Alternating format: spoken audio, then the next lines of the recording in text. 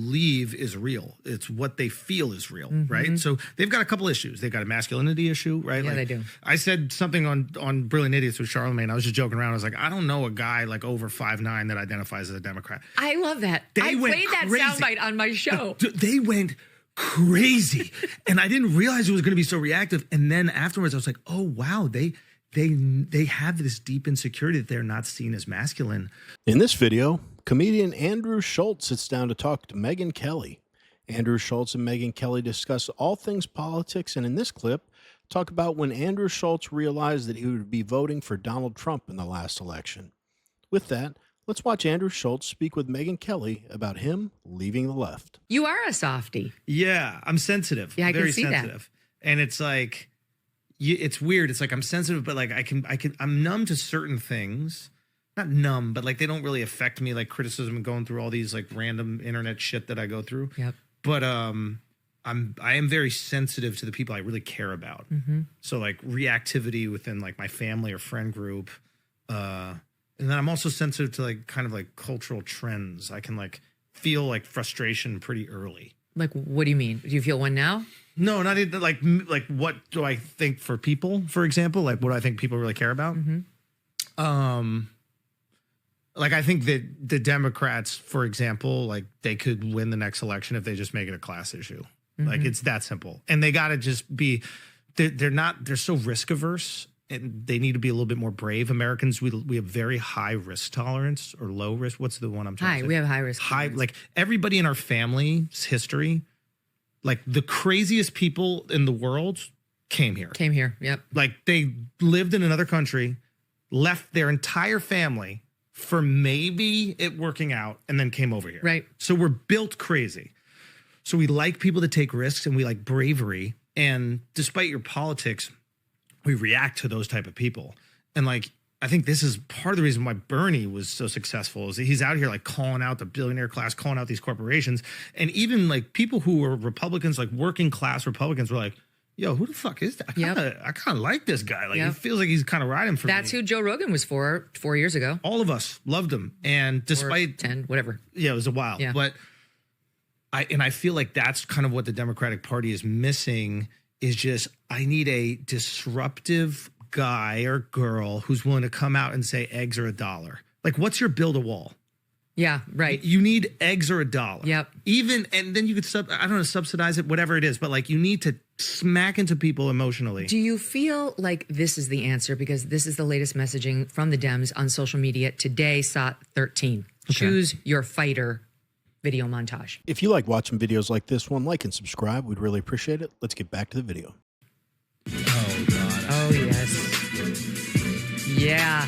It's Democratic female lawmakers, AOC, in the fighting stance and bouncing. Oh, she looks like an idiot. Look at this one.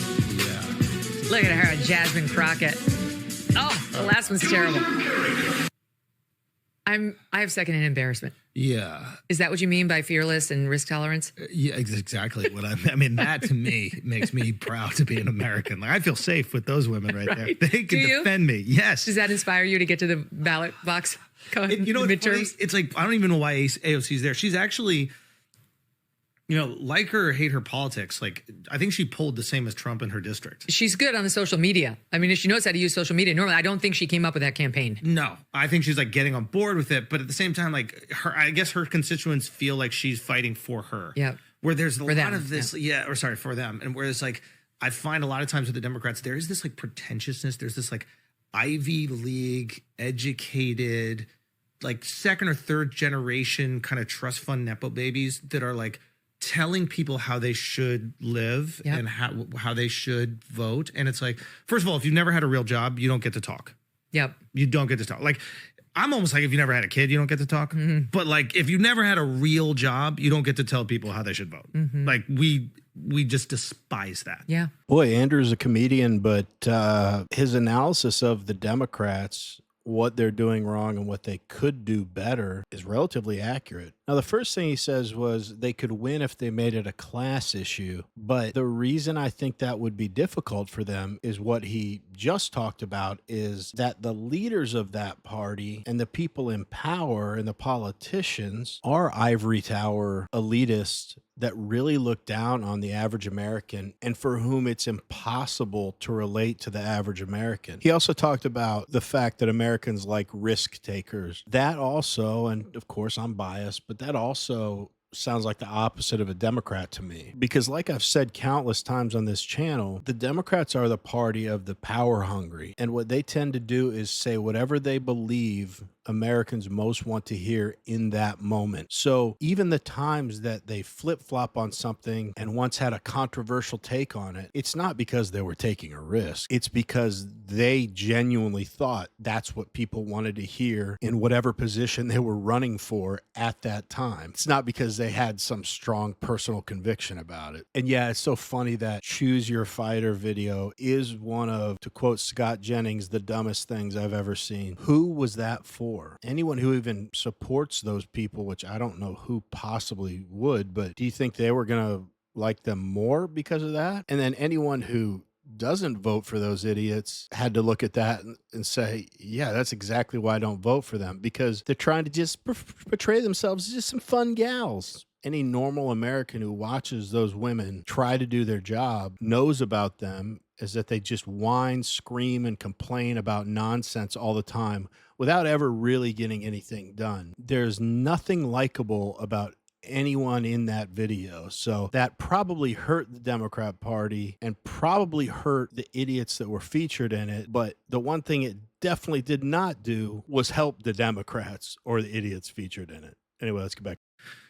So what I think they have to do is get back in touch with the working class is very much make this a class issue. And you got to call out those people who are giving you money, which are these billionaires and these corporations that are donating, and they won't do it. And that's why they'll probably lose. But the first person in that party that calls it out, you're going to see the Bernie effect happen again. Well, I mean, the problem they're dealing with right now is they don't know how to handle Trump. They don't know how to behave properly. You know, they're way like don't even talk to them. We're debating the spoon. They're debating whether you should stand when the 13-year-old brain cancer stricken boy gets honored. They didn't do it. There's a meme going on right now. I think Riley Gaines posted it saying they knelt for 8 minutes and 43 seconds for George Floyd. Yeah.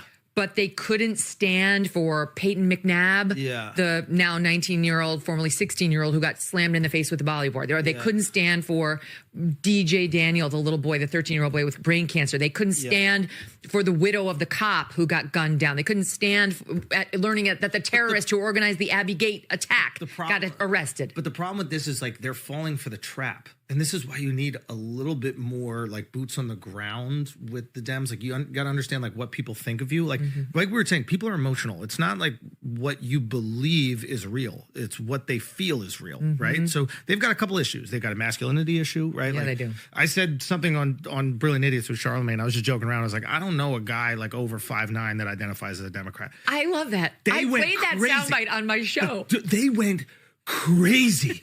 And I didn't realize it was going to be so reactive. And then afterwards I was like, oh wow, they have this deep insecurity that they're not seen as masculine. So that really tapped that insecurity. Well, they do something about it. Well, so you have to find a way to be masculine. You can be masculine and care for people. Yes. There's so many ways. Like I'm a fucking kid who grew up in like an arts family in New York City. Like my whole family's Democrats. Like this is like, there's tons of very masculine Democrats. Yeah. Like shit, Bill was maybe too masculine. You know what I mean? Like, there was a time where Democrats were getting laid and Republicans were like, how do you do this outside of the marriage? You got to wait for. That has completely flipped. Yep. Completely. Did you feel it was masculine to hold up the little sign saying Musk steals? Oh God! Did you feel you would have done that had you been a masculine Democrat? I don't even know. I mean, but to your point about this is like they're falling for the trap. The Republicans know, right, that they're going to sit down. So they're putting out circumstances that they can't. They're like, if they sit for this, they're going to look so bad. It's a no-lose situation for Trump. But if they stood for it, it's actually a beautiful moment. Yes. Look at this poor little kid. Yes. And it's a great moment where we come together. It's just like Doge. Getting rid of government waste and inefficiency. Yeah, Trump's speech in front of Congress just exposed what anyone who follows politics even kind of closely already knew, which was that the Democrat Party is more loyal to the Democrat Party than it is to the American people. It's a no-brainer to stand up and clap for a widow of a police officer or DJ Daniel. It's insane how low the bar is for Democrats to do the right thing. Because had they just stood up and clapped for something that's a beautiful moment, for one of the many beautiful moments during that speech in front of Congress, the news would have covered them like, wow, the Democrats are so gracious. And it's amazing how they could put politics aside to honor these people. But they are so aloof. They didn't realize how bad that looked. I don't understand how there wasn't one person in their party who was like, guys, come on, we look like a-holes, just stand up. And Andrew hit on something else that I say all the time. My statement is similar to his. I always say, I've never met a man with an ounce of testosterone that says, I'm a Democrat. And I really, really mean that. And the fact that when he made a joke about it, everyone freaked out, he's right. That doesn't show, oh, Andrew was wrong. It confirms what he said. They're insecure about it because they are like a feminine party right now. I mean, Tim Walz was their macho guy to get the male vote. That's a problem. And he's right. It wasn't always like that. Bill Clinton certainly had the testosterone going. Look at JFK. That guy cheated at every turn he possibly could. So did Bill Clinton. Those aren't admirable characteristics, but no one could claim that they weren't men that displayed maybe some of the less desirable characteristics of masculinity. But there was a point that you didn't point at the Democrats and say, oh my God, they're so fruity. Anyway, let's wrap up the video. Is a great thing for America. We should have bipartisan support for this. What Dems are doing is they're going, you're a bad guy. And that worked when people thought Trump was bad guy. They don't anymore. That's right. They don't. You're making yourselves look like the bad guys. Don't even talk about him. Talk about the people you want to help. People are desperate. Yep. They need help. You need your build a wall. It's eggs or $1. Yep. You need your build a wall. It's we're building 10,000 affordable housing units in every city. We're seizing this land and then have developers go, wait, you can't even do that. And go, I don't give a fuck if you say we can't do it. That's what we're doing. They don't have that guy. Put your balls on the ground. Like, just make it happen. Even if it doesn't happen, it's like Trump saying we're going to take Greenland. It's kind of fun. Right. I like that shit. That's Gulf the of America. energy I like it. Hell yeah. Like Gulf of America, I don't care. Why was it ever Gulf of Mexico? I know. We're so much bigger than they are. Right? Matter of fact, they could still call it Gulf of Mexico. We don't care.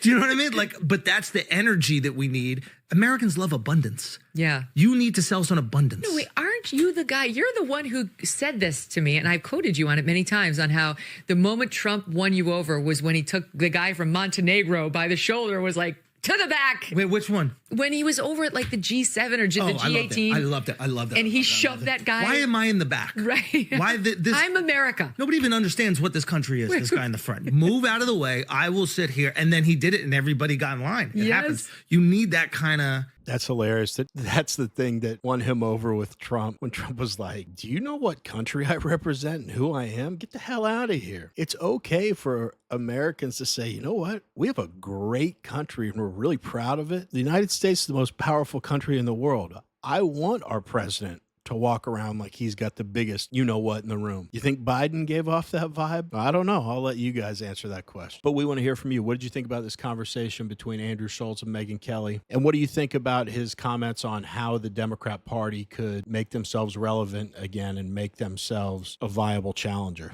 Let us know in the comments. Anyway, as always, really appreciate you watching, and we will see you on the next one.